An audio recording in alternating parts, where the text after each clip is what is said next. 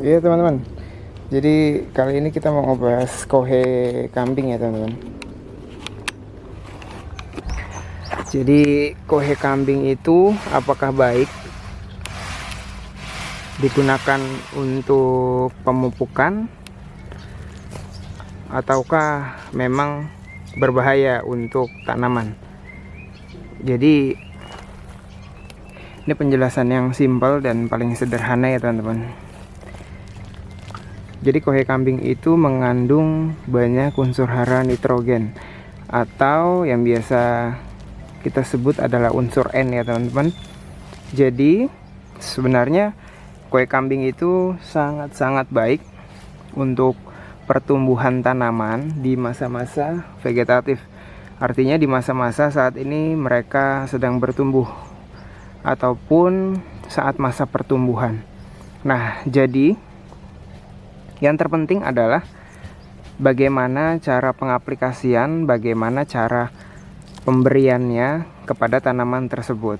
Jadi yang perlu diperhatikan adalah dosis ataupun takaran yang digunakan saat pemberian pupuk teman-teman. Jadi misalkan teman-teman mau memberikan pupuk kambing untuk tanaman yang masih seumur ini, sebenarnya aman-aman saja.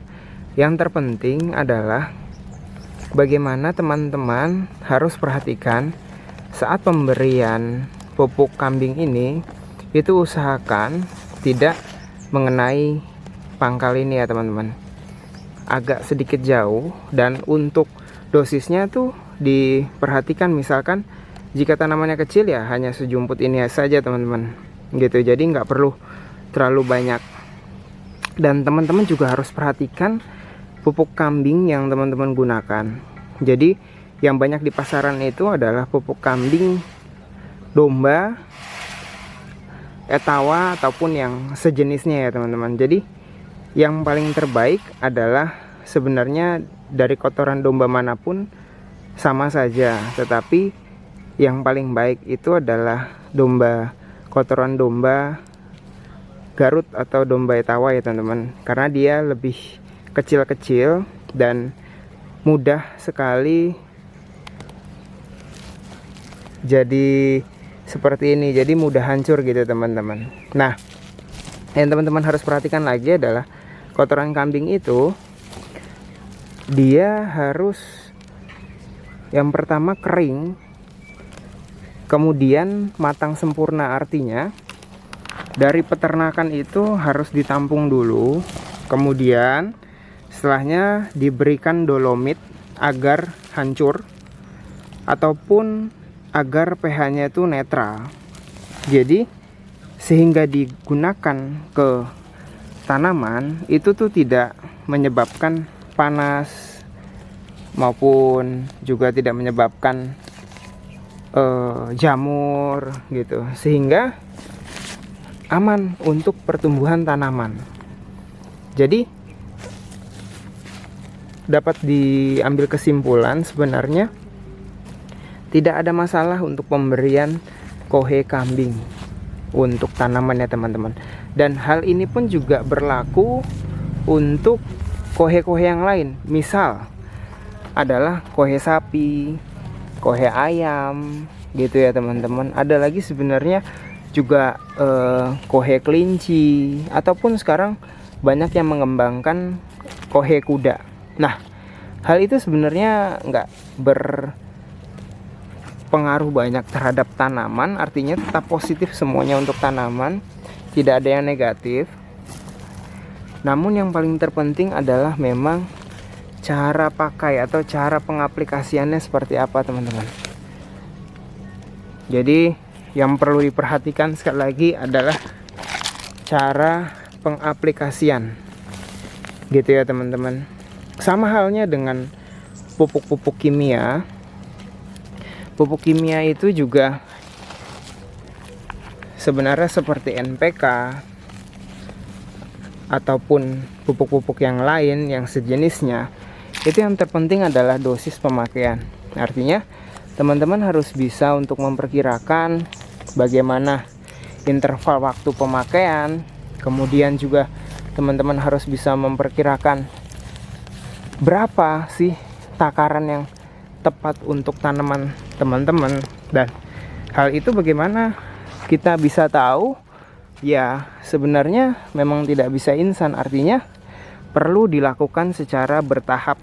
Karena berbeda iklim, berbeda suhu, berbeda ketinggian, itu bisa berpengaruh ya teman-teman. Bisa beda perlakuan. Jadi teman-teman patut memperhatikan itu. Nah, ketika misalkan yang di daerah Bandung, di daerah Lembang dengan rata-rata suhu udara dingin, dengan yang berada di Bekasi yang rata-rata suhu udaranya panas, untuk pengaplikasian kohenya pun pasti akan berbeda gitu teman-teman. Jadi yang perlu dilakukan adalah misalkan untuk saat ini pemberiannya takaran sekian, itu harus dievaluasi. Perhatikan 3 bulan perkembangan berikutnya. Oh, ternyata di perkembangannya ini seperti ini. Kemudian teman-teman harus lihat lagi dengan kebutuhan tanaman yang semakin besar, artinya takarannya pun nih perlu ditambah atau tidak. Ataukah ketika dia berlebihan ternyata hasilnya perkembangannya justru lambat gitu. Jadi teman-teman harus perhatikan itu. Karena semua balik lagi berdasarkan dari faktor-faktor yang banyak mendukung untuk bagaimana kita mengaplikasikan itu ya teman-teman. Nah, baiknya teman-teman, setelah seperti ini setelah kita melakukan pemupukan seperti ini, baiknya kita siram teman-teman, agar tujuannya langsung bisa diserap oleh tanaman ya teman-teman. Nah, saat ini kita menggunakan kotoran kambing yang memang ini sebutannya adalah serintil ya teman-teman, atau kohe kambing butir murni. Dan mengapa saya menggunakan ini? Karena dalam hemat saya, misalkan kita menggunakan yang sudah halus, itu perlu diperhatikan juga bagaimana teman-teman membelinya di seller yang seperti apa, ataukah memang dia sudah terpercaya atau track recordnya gimana. Karena memang perlu diperhatikan beberapa seller ataupun beberapa penjual banyak juga yang bilang menjual kohe kambing murni, tetapi ketika sudah halus seperti ini kan kita tidak ada yang tahu. Banyak juga oknum-oknum penjual itu yang menjual kohe kadang juga dicampur dengan bahan-bahan lainnya yang tidak perlu dan sangat berbahaya untuk tanaman gitu. Jadi teman-teman perlu perhatikan itu sehingga benar-benar tanaman itu dapat merasakan nutrisi yang sangat baik gitu ya teman-teman. Jadi ini kita siram dulu. Nah, seperti ini teman-teman. Kita siram dulu.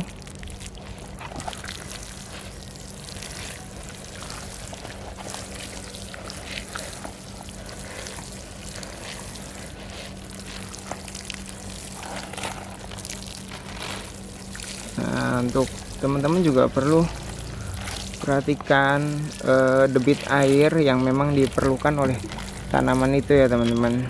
Jadi kiranya teman-teman perlu lihat, misalkan udah beberapa lama nih tidak musim hujan ya teman-teman, harus perhatikan pola penyiramannya. Nah, misalkan teman-teman dalam musim hujan, jika musim hujan itu yang terbaik adalah menurut saya menggunakan pupuk kambing yang masih butir. Kenapa? Memang karena hujan terus ya teman-teman ya. Jadi sehingga ketersediaan kohe kambing ini akan tetap ada. Jadi tidak lewat begitu saja. Jadi dia nanti akan lama makin hancur, makin larut gitu ya teman-teman. Sehingga tidak langsung lewat gitu aja. Kalau teman-teman pakai yang halus, itu juga dia akan ketika disiram ataupun kena hujan terus menerus ya akan lewat begitu aja teman-teman ya. Gitu. Jadi sedikit yang bisa saya bagikan, saya sampaikan berdasarkan dengan pengalaman yang saya alami, dan Mudah-mudahan bisa bermanfaat untuk teman-teman dan teman-teman bisa aplikasikan di rumah ya teman-teman ya. Gitu, jadi apa yang memang saya alami saya share untuk teman-teman agar kiranya teman-teman juga bisa mendapatkan pengalaman baru yang tidak usah teman-teman perlu lalui dan teman-teman bisa langsung menerapkannya di rumah ya teman-teman. Gitu ya, makasih banyak ya teman-teman ya. Salam sehat, salam bahagia.